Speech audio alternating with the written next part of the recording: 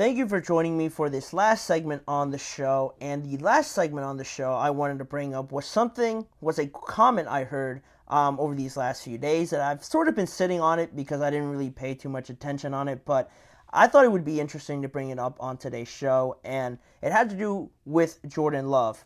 Jordan Love, in his first year as a starting quarterback, as being the guy for the Green Bay Packers, had a great year, an exceptional year, I should say, really, for what the expectations were to how it ended up. Nobody could have predicted it. Just as a recap, in 2023, he had 4,159 yards, which was seventh in the NFL. He threw 32 touchdowns, which was second only to Dak Prescott, and had a QBR of 62.1, which again was top 10 among all quarterbacks in the NFL. And if you want to talk about playoffs, where rookies, first-year starting guys who are given the keys to the entire franchise, you would think they'd struggle, but Jordan Love marched right into Dallas, stood on the star, and, just basically just gave them the bird, basically saying, I'm here, I'm the guy. Just walked in there. Green Bay Packers absolutely steamrolled the Cowboys in the wild card round, and then just about beat the 49ers also in San Francisco too, but they lost on a Jordan Love interception. It was a bad throw, but that comes with being a young player.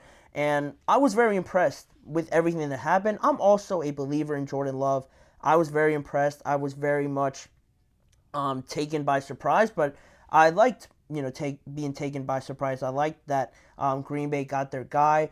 That division overall, with the Lions, with the Vikings, with the Bears now with Caleb Williams, and Green Bay now hopefully continuing to improve, it's going to be must-see TV. It's going to be awesome to watch those games. That NFC North, starting to get a lot better as an entire division is always great. Everybody wants to see that.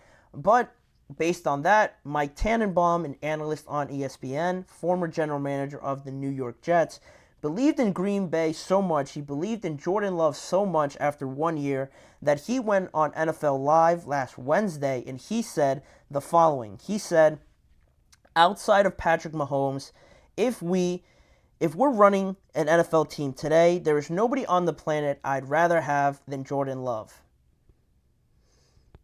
Nobody. You don't want anybody on the planet other than Jordan Love, Mike Tannenbaum. After 1 year, he convinced you that much. Can we wait until Jordan Love has at least won the NFC North? Can we wait until he's won the division before we put him right behind Patrick Mahomes? I mean, I love Jordan Love. I think he's great. I think he had a great year. I love what Green Bay's doing with a young team, being surprised left and right with all these great young playmakers, trading for Josh Jacobs. A.J. Dillon's still there. Their offensive line is underrated. Their defense is very underrated as well with some of the pieces that they got. But again, I'm also for the hyperbole as a fan. I love over-exaggerating. That's the fun of being a fan, of getting a major player or just being completely blindsided in a positive way by finding your franchise quarterback, trading for a massive piece, signing a massive piece in free agency. All of that comes with being a sports fan, being a diehard fan of anybody in any sport. I also buy into that. I also subscribe to that.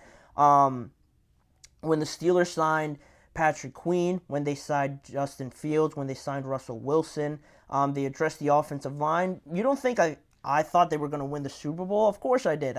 Of course I'm thinking that the Steelers are going to win the AFC North and are going to win the Super Bowl this year. That's my thinking. I can see where he's coming from, but we got to put at least a little bit of a limit on it. We got to put at least a little bit of some boundary on it, because that quote is crazy. Outside of Patrick Mahomes, you don't want anybody else starting a team with at this current point in time. I could sort of understand why, Jordan Love's an attractive, candidate for that. Very young. I think he's only 24, 25 years old. Has his whole career ahead of him. Cheap currently right now. Maybe not so cheap in a couple weeks once he gets his extension. But I can understand buying into that cheap, young, exciting player that can only get better. There's no real ceiling on what Jordan Love can be right now. You only have that one good year as a starter. But on that same note, only one good year as a starter. There's a lot more pressure now a lot more teams gunning for them, a lot more teams not being caught by surprise by them.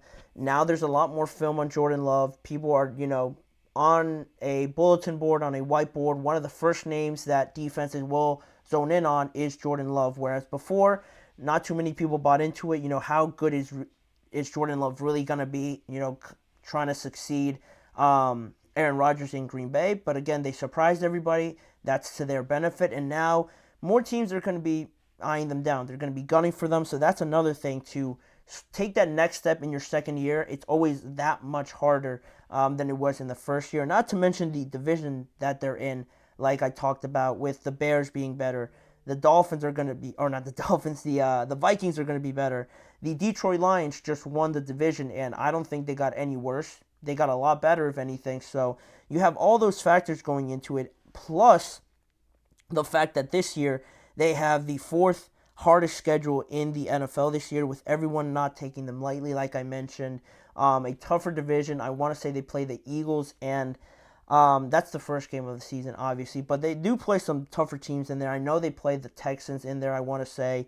And, yeah, they play some tougher teams. I don't know exactly who else they play, but if they play the Texans, I'm assuming they play that division, which is also starting to become a tougher one, with all those teams getting better as well. They have the fourth hardest schedule in the NFL, so that's another factor that'll play into this entire thing. But it's almost similar. I don't want to make it too unfair, like I'm only targeting Jordan Love. Of nobody should think he should be considered this great this early, because everybody also talks about C.J. Stroud in this way.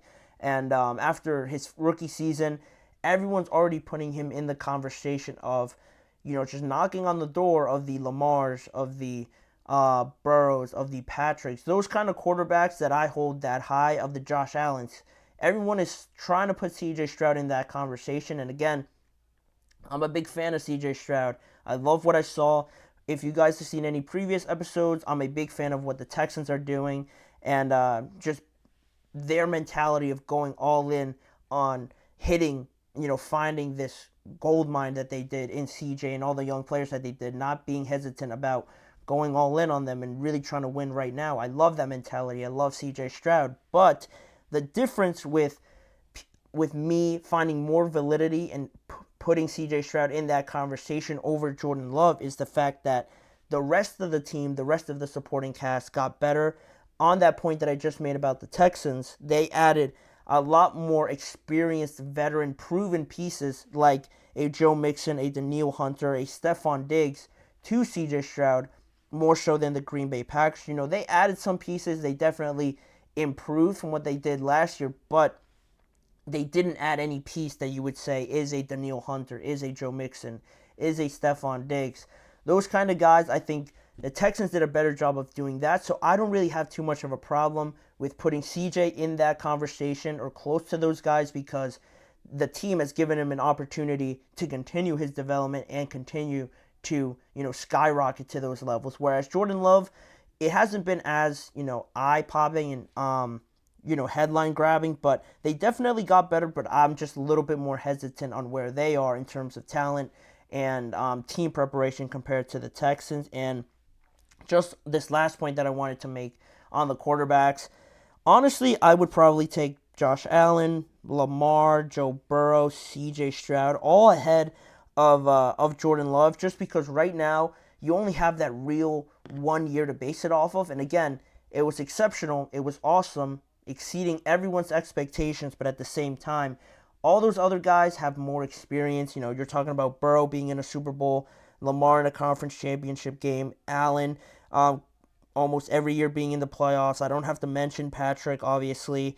Joe Burrow, every time he plays, it seems like the Bengals make it to the AFC championship game. So at this moment, if we're talking about right now who we're starting a team with, like Mike Tannenbaum said, I'm taking all those other guys just based on the experience.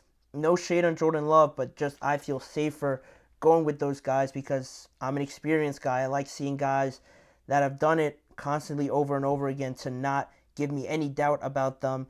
But Jordan Love has put himself in a good position. Hopefully he just continues to get better and better. It's going to create better games. It's going to make for a better spectacle for the NFL, so I'm all for it.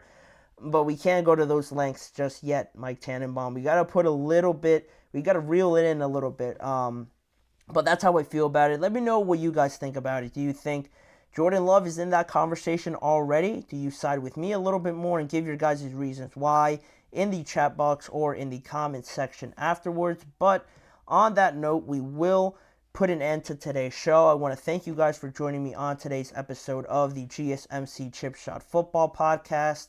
Please remember to like, follow, and subscribe to the show as well, on top of following the network on all forms of social media like Facebook, Instagram, X, and TikTok for more of the network's content. And also, if you want to see more of me and this show, check out the GSMC Sports Network channel and the GSMC Podcast Network channel on YouTube for all different types of content on there around the NFL. And as a final reminder, tune in every weekday at 6:30 p.m. Eastern Time for more NFL conversations and football discussions with me, Manny Maradiaga, as your host. Thank you guys again for joining me, and I expect you guys all back here with me again tomorrow.